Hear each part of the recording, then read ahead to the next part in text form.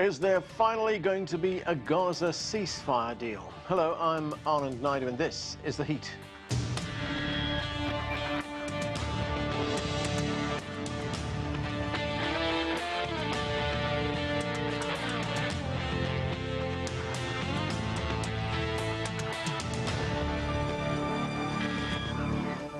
After more than 15 months of death and destruction in Gaza, there is new hope that Israel and Hamas are about to reach a ceasefire deal and the release of hostages. Qatar and Egypt are the lead mediators in the talks, and they've been exchanging messages between the sides. What can be confirmed is that drafts have been sent to both parties. Yes, difficulties facing the main pending issues between the two parties have been resolved, and talks are now underway on the final details. But we cannot give any details about the nature of these details that we are talking about, or where these talks are today, except to say that we have overcome the main obstacles in the disputes between the two parties. Later in the program, I will have an in-depth interview with Israeli author and journalist Gideon Levy. And for more now, joining me is Khalil Jahshan. He is Executive Director of the Arab Center in Washington, D.C. Also with us is Yossi Mekelberg. He is Senior Consulting Fellow for the Middle East and North Africa Program at Chatham House in London.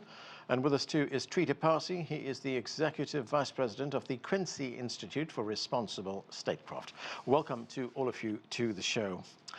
Khalil Jahshan, let's start with these talks that are taking place, which could end with a ceasefire deal. Officials in Qatar saying that these ceasefire talks between Israel and Hamas, and as I said, these talks are taking place through mediators, but they are at their closest point to date. Are you hopeful that there could be a deal? And if there is one, what will it involve? I would describe my own reaction as more cautious than hopeful, frankly. Although all the parties, as we just heard from my good friend, Dr. Majid Al-Ansari, that a deal is close to fruition and that the parties have basically agreed to some basic principles with regard to some of the issues that have separated them in the past. But when I look at the details, I mean, I haven't been privy necessarily to the full official transcript, but what has been leaked over the past 24 hours shows essentially a partial and gradual deal that fails to solve the key issues, the key existential issues that have separated or prevented Israelis and Palestinians from reaching an agreement that they've already been negotiating for 8 months. This is not a new agreement. It's just another version of the same agreement that they've been negotiating, as I said, for several months. To me, what is happening is a rushed attempt for American purposes at creating a peace mirage, in a way, for PR needs on the part of the outgoing Biden administration and the incoming Trump administration. That's why both parties are having difficulty, first of all, signing officially the document that was shared with them by the Qataris. And if indeed, I mean, when you ask me, am I hopeful, if they manage to really reach a ceasefire agreement, long-term, lasting, ceasefire, putting an end to the bloodletting of the past 15 months, I would be the first person to basically hail that and welcome that agreement, which one would assume would release all the hostages and prisoners from both sides, if you will, and will allow Gazan civilians to return home and to be allowed to enjoy some normalcy in their daily lives. Yossi Mekelberg, what is the view from Israel? I mean, as we just heard from Khalil Jahshan, these talks have been taking place for months right now. How many hostages can we expect to be released? I mean, do we actually know how many hostages are still being held and who are alive at the moment? Well, we are talking about around 98 hostages. We don't know how many of them are still alive. And in Israel, for many months, the vast majority of the population supported a ceasefire deal for the return of the hostages. They accept also the release of many Palestinian prisoners. The obstacles were within the government and not in the Israeli society. There were protests for many months, every week in support, pushing the government to reach such an agreement. And as the previous speaker said, this is not a new agreement as such. Some of the details might have changed, evolved along these months, but the very same agreement was there already in May, and had been agreed in May. Many lives would have been saved. Many more hostages would have returned alive to Israel. But it has more to do, with Israeli domestic politics, but also along the time changes with Hamas. And at certain point, it was Hamas that put a certain condition, made it difficult. And another, it was the Israeli government that's coming up with different conditions, especially that Netanyahu at this point would like to stay in power also in order to deal with his legal affairs. Trita, Parsi, as we just heard, there have been many efforts to try and achieve a ceasefire, but you get the sense that this one might be different given not what's going on in the Middle East, but what's going on here in the United States, given the American political timetable. Absolutely. I think, again, it does not appear as if this is a particularly different deal. It's the circumstances that have changed, and the primary circumstances that the Trump administration is coming in. Trump has made clear that he wants this out of his way. I don't think it is because of any particular desire for justice or anything of that kind, but rather that this could end up becoming something that collides with his agenda. And as a result, he's been very vocal about the pressure that he's been putting on Hamas, saying that all hell will break loose.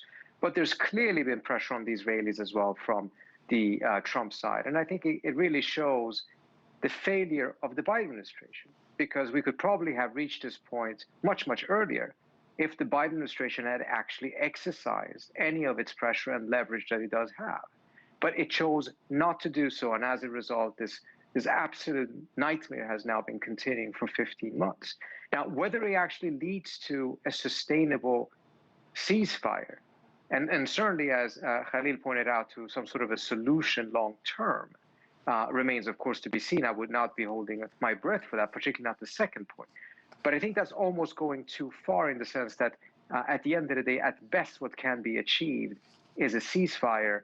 When it comes to a longer-term solution that actually goes to the core of the matter, which is the occupation, that certainly would not be likely to be part of the ceasefire deal in and of itself.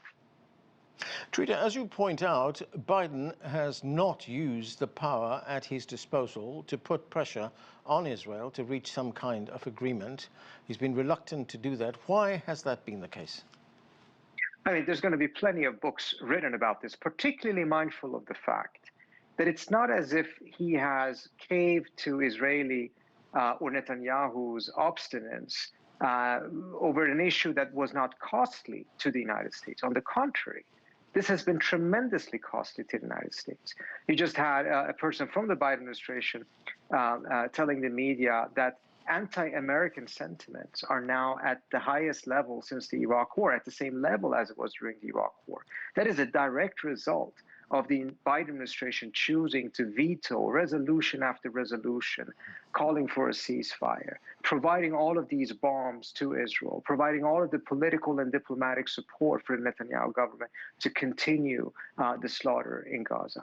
So he really sacrificed American interest for the sake of appeasing Netanyahu. And the question why is really difficult to answer. I don't think we were going to have a clear answer for it for some time. But what is clear, that is what he was doing was not just morally monstrous, it was also directly undermining U.S. interest. Khalil, Jahshan, according to the New York Times, Palestinians who are in the southern part of Gaza right now, people who've actually been displaced from the northern part of Gaza, will be allowed to return to their homes in northern Gaza. But this is on condition there've been, it's unspecified security arrangements being enforced. What does that mean, security enforcements being enforced in northern Gaza? There was also a statement from the Israeli foreign minister in which he said that there will be regular raids that, like the ones Israel is conducting in the occupied West Bank, if there is future quote-unquote terrorism in Gaza following a ceasefire deal. What do you make of that? Well, let me tell you, as a long-term student of Israeli politics, the pudding with regards to any of these types of agreements lies essentially in what is called security arrangement or security conditions. The term security is totally different when it comes to Israeli politics than anywhere else in the world. It is the most elastic version of the word security, and nobody knows what is meant by that until after the fact. We've seen this in the 90s several times. We've seen it in previous agreements with regards to Gaza. We've seen it in recent months where the Israelis, the IDF, acquiesced to the return, as a matter of fact, ordered the population of the north to return from their camps in the south, where they were basically shepherded by force to move there by the Israeli army. And yet they were shot at, or they were prevented from actually reaching their homes. So there is a long pattern of this reneging for security reasons. Yossi, Mekelberg, we've been hearing for some time right now that what has been taking place in the last 15 months has been driven largely by the personal political ambitions of the Israeli Prime Minister, Benjamin Netanyahu. So as this conflict winds down, if it indeed does, what is the political future of the Prime Minister? Yeah. Let me just say one thing about security. I think at the end of the day, any sustainable agreement between Israel and Gaza, and it's not necessarily Hamas. At the end of the day, Gaza will have to be ruled by a Palestinian government in one way or another. It's one that everyone is enjoying the same security. Everyone lives secure. Either everyone lives in security or no one lives in security. As for your question, yes, there is, for many of us that argued 2 and 3 years ago that a defendant in a corruption trial can't be at the same time prime minister. We didn't even thought about a situation as the one that emerged after October 7, but a more routine situation, let alone in situation of crisis and emergency. And then when the two intertwine between his personal, in this case, corruption, legal affairs, and the need to continue the war because he needs to stay in a position of power because it helps him to derail, to suspend, to postpone the trial. And we at no point one question whether Netanyahu himself knows when he operates in the name of the national interest or in the name of his survival in the political position. Okay, Trita, Parsi, I've just got a couple of minutes left, and I'm wondering if there is a deal of some kind, what are the broader implications for the region? I'm thinking particularly of Israel's relationship, for instance, with Hezbollah and its relationship with Iran. Well, I think one of the first things that will be interesting, I think, is something that the Trump administration is factoring in, is that if there is a ceasefire and if it is reasonably held, there is an expectation that the attacks by the Houthis against shipping lanes in the Red Sea will also cease, as they did in November 2023 when there was a 6-day ceasefire. This will be important because it will essentially take pressure off the Trump administration that they need to take military action against Houthis. And given the broader assumption at this point that the administration is really not interested in engaging militarily in the region and getting more drawn in, then I think that is one very important implication. Moreover, if you have that ceasefire as well as a renewed deal on the Lebanese side, we've already seen that tensions between Iran and Israel have reduced. I think that the Trump administration is going to be looking at an opportunity to strike several different types of deals in the region in a way that probably wasn't possible for the Biden administration, even if the Biden administration actually had the stomach to pursue deals in a much more serious way. Okay, Khalil, Jahshan, I've only got about 30 seconds, but where does this now leave Hamas?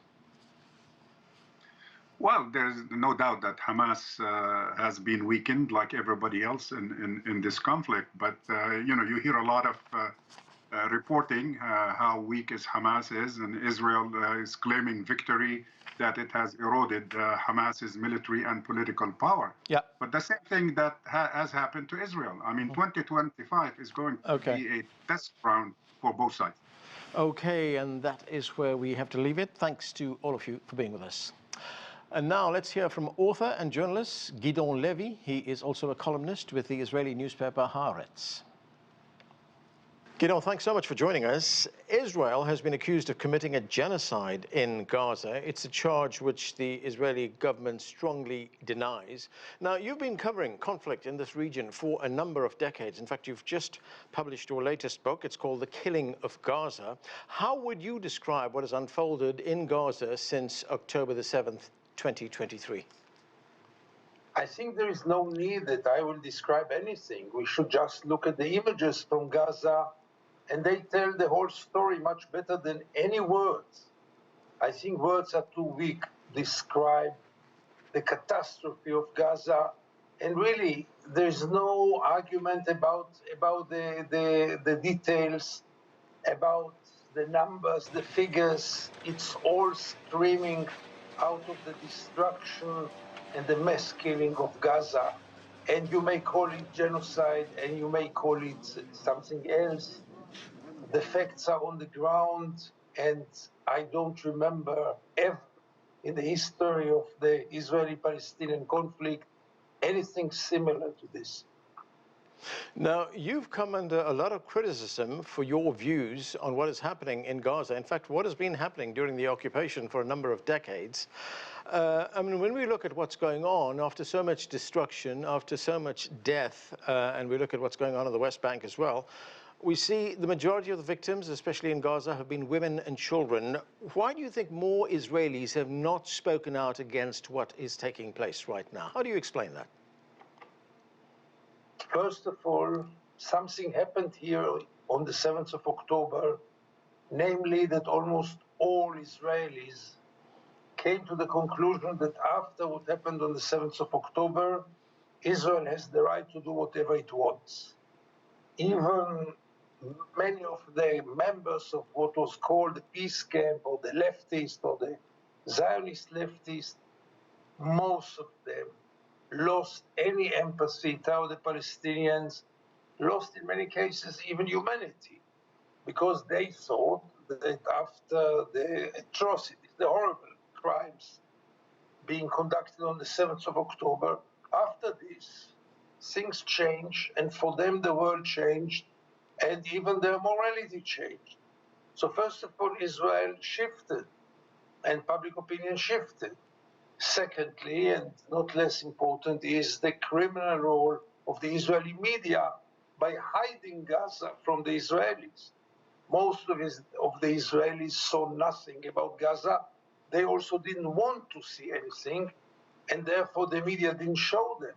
But by the end of the day, most of the Israelis are not aware to what's going on in Gaza. For them, it's all about the hostages and the killed soldiers. Is there a feeling in Israel, Gideon, that the response by the Israelis to what happened on October 7th will actually make the country safer? Is that what people feel? People feel that there was no other choice. I don't think that anyone can tell that we are safer now. Most of the people know the truth. We are not. And for sure, our international position is much worse now, which has also to do with strategic strengths of a country. If you became a pariah state, it must be one of the considerations, and Israel became a pariah state. But by the end of the day, people were really eager to punish Gaza for the crimes. And this punishment was not always rational. It was very emotional, and we see the outcome. I want to turn now to the role of the United States in what is taking place in Gaza right now. I mean, there are many commentators, many analysts who say that Israel would not have been able to do what it's doing and continues to do if it were not for the support of the United States. We know that the United States supports Israel with billions of dollars in military aid. It's gives Israel diplomatic protection on international forums like the United Nations as well. It supplied those bombs, those 2,000-pound bunker bombs, which have been used on civilians in Gaza. How would you describe the U.S. role in what is happening in Gaza right now? I mean, is the Biden administration, particularly when we look at what has happened since October 7th, is the Biden administration complicit? The Biden administration is a full partner to the crimes of Israel in Gaza.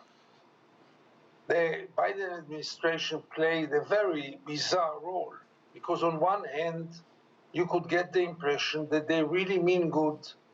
They mean good for Israel, they mean good also for the Palestinians. They were very concerned about humanitarian aid. They were very concerned about the scale of the killing, but they did nothing about it. And this is so criminal because this game in which the United States is condemning Israel and asking Israel to change its policy, and in the same time continues to support Israel in any possible way, in a total unconditioned way, this cannot be called in any other word rather than hypocrisy. And it was very hypocritic. And now comes the big demon, Donald Trump, to power, and within hours, Israel changed its policy only because Trump might take measures which Biden never thought even to do so. You know, I asked you a moment ago, Gideon, about the fact that, there's been so little criticism from Israelis themselves for what is happening in Gaza right now. A similar thing has been said about U.S. opinion, U.S. public opinion in what is happening in Gaza right now. There have also been some accusations, justified or not, that the U.S. media has not been telling its people, its readers and its viewers and its listeners what has been going on there. To what extent do you think that has influenced U.S. policy on Israel? You see, I'm following not all the American media, but at least CNN, and I can tell you that you can get quite a fair picture. If you have an open heart and an open eyes, you get quite a picture of the atrocities and the crimes in Gaza. It's not the full picture, but it is a fair picture. And same if you read the New York Times or other outlets, by the end of the day, those who want to know can know in the United States. And I'll tell you more than this. Look at the huge protest movement in the United States against Israel in favor of Gaza. They were fed by the same sources of information, but they are young and not yet brainwashed and not yet with prejudice about the Palestinians and about Israel. They realize that calling Israel the only democracy in the Middle East or the darling of the West is problematic. And by the end of the day, everyone with his own conscience. But I wouldn't blame the American media because it was by far better than the Israeli one. If we look at Gaza right now, it's been razed to the ground. Almost everything there has been destroyed. We look at schools, we look at hospitals, we look at houses, we look at businesses, all demolished completely. Can it rebuild after this? How does it rebuild? I don't see it happening because who will be interested to do so? Everything can be rebuilt. First of all, the life of the 2 million people who went through it cannot be rebuilt. The trauma that they are going to carry cannot heal. But by the end of the day, let's remember that rebuilding, at least the physical rebuilding, costs enormous sums of money, and I don't see anyone being eager to do so. Israel is not very interested in rebuilding Gaza, and the West will very, very soon forget about Gaza. I know it from former wars in which the destruction was much smaller, and there were all kinds of conferences about rebuilding Gaza, and a few months later, Gaza was forgotten until the next war, and I'm afraid this will be the case also this time. You know, these images that we see in Gaza, they've been sent around the world. People around the world see these images on their television screens. What kind of damage has that done to Israel's standing in the world? Irreversible damage. I don't know any person of conscience who saw those images and think that Israel is innocent, or think that Israel is not accountable, or even think that Israel did not conduct crimes of war. There's been another casualty in what we've seen since October 7th, and that is the international legal system. You know, there's been a huge impact on that. I mean, the United States often talks about the international rules-based order, but it hasn't been upheld in this instant, has it? I mean, what kind of impact is this having on international law? We should still wait and see, because both international courts did not finish their job, they just started. And I still have hopes that they will conclude their jobs, both by calling or defining what happened in Gaza as genocide, and by bringing at least part of those who are accountable and responsible to justice. This might still happen. If this will happen, then international law will prevail. Right. If the United States will now put its pressure on both institutions and practically kill it, then we have a problem. Given what has taken place if you look at over the last 6 or 7 decades, but especially what has happened since October 7th, you look to the future, do you think a two-state solution is still possible? It wasn't possible before this war. It wasn't possible for decades now. For years, I was thinking, like many other good people, that that's the most just solution. Two peoples struggle over a piece of land, let's share the land. But with 700,000 Jewish settlers in the West Bank, there is no room for a Palestinian state, and no one, but really no one, is going to evacuate 700,000 settlers. Right. So we have to change the discourse and start to think about one state, one democracy between the river and the sea. Gideon Levy, that's where we have to leave it. Thanks so much for joining us. And that is The Heat. I'm Anand Naidu in Washington, D.C.